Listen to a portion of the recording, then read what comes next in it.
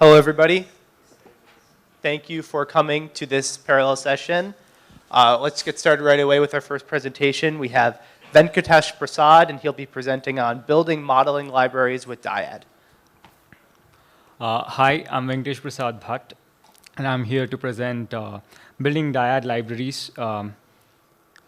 So I would like to say what Dyad is, how do you install it, and what standard libraries Dyad comes with, and how you can create your own Dyad library, and how you can add a custom component to it, and you can add analysis to it. So Dyad is a modeling system for next generation of engineers. So it adds all the latest differential programming and then scientific machine learning, Gen AI, with all the traditional modeling systems like acausal physical modeling and control analysis, all those things. The good thing about Dyad is it follows a single artifact philosophy, that is, a single file. You'll be able to both represent the same model in GUI and also in the textual environment. And Dyad leverages the Julia's ecosystem, so all the goodness of package manager, test-driven development, CI/CD, all those things are also bundled in, and it composes very well with all the Julia, packages, especially the SciML ones, which really gives a lot of power to your models. To install Dyad, you have to create a Julia Hub account at that URL, and you also have a Dyad Studio extension that is available on VSCode marketplace. Once you install these two, you can use PKG authentication to install juliahub.com package server. And once you do registry.add, it adds a registry called Dyad registry.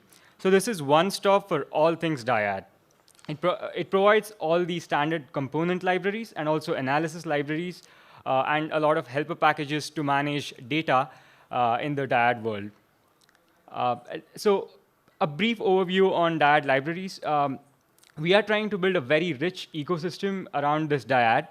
We have several component domains, electrical, translational, rotational. We have already covered 5 domains, and we are planning to cover almost all the domains in Modelica standard library and also add a lot more in HVAC, batteries, and more. And all these libraries are modular and lightweight. So you can add just the library that you want.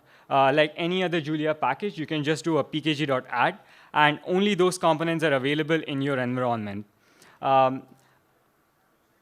And then there are also analysis libraries. So for control systems or surrogates or model optimization or even the FMU generation, these analysis libraries go very well with rest of the Dyad component libraries, making it a very powerful toolkit.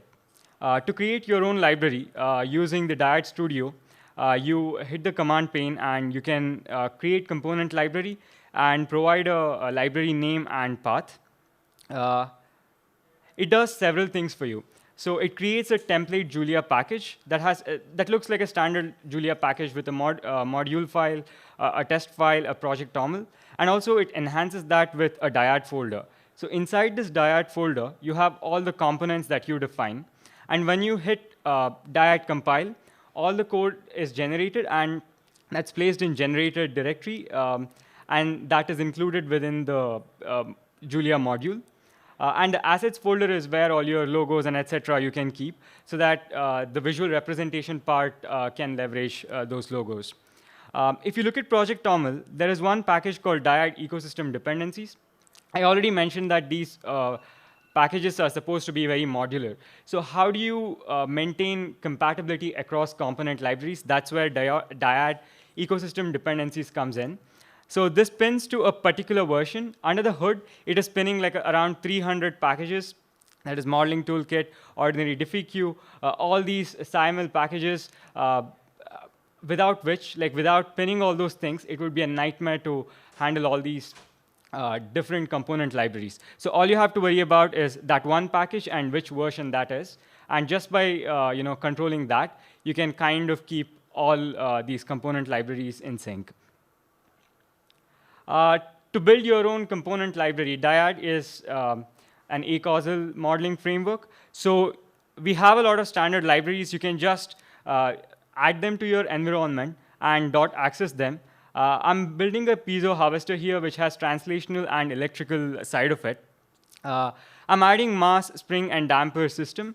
Under the hood, it is figuring out what a mass is and does it have a flange, what are the parameters, are you providing the right input. All those heavy lifting is done by the Dyad compiler, and if something fails, it gives you, once you run compile, it gives you an error or a warning saying that, okay, something is missing or something needs to change, and you can fix up based on that.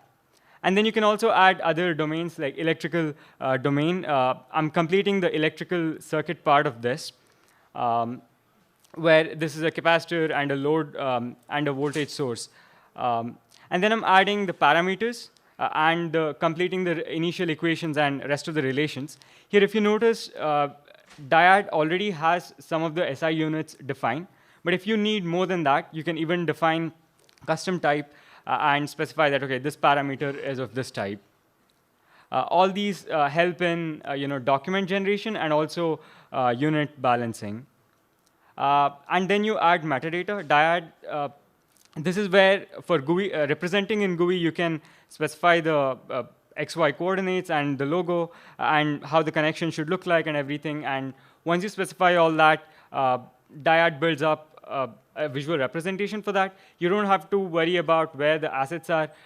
In whichever dependency the logo is, it pulls in correctly and puts it in right places.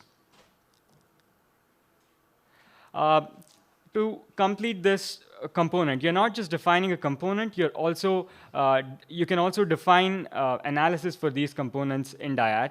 Dyad provides steady state analysis and transient analysis out of the box, which is part of, you can just define a transient analysis and it takes a set of arguments. And then when you run this analysis, it is building that model, structurally simplifying it, and building the component for you and giving out the results back. It is building an ODE problem and also giving the final result. So for plotting, etc., it's very convenient that you just run one analysis and then you just analyze that. You can even specify your custom plots if there is a particular model and it should be visualized in a particular way. You can even specify that, and the user will only have to run that analysis and then plot, and everything just works. Yeah. If you guys are interested in hands-on session, there is one at 12 o'clock. You need to RSVP for that. This is the link. It is a lunch and learn session for Dyad.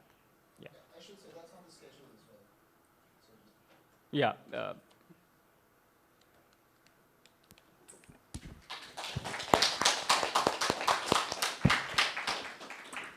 Thank you very much. Good job. We have time for one or two questions, if anyone has one. OK. You have a question? I just wanted to get Oh, hold on. Let me.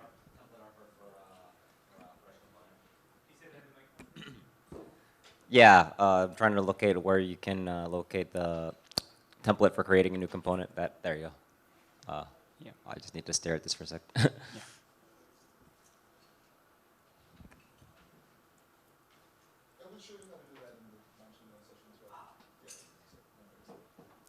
Yeah, the commands are, you just hit the create component library and it does that for you.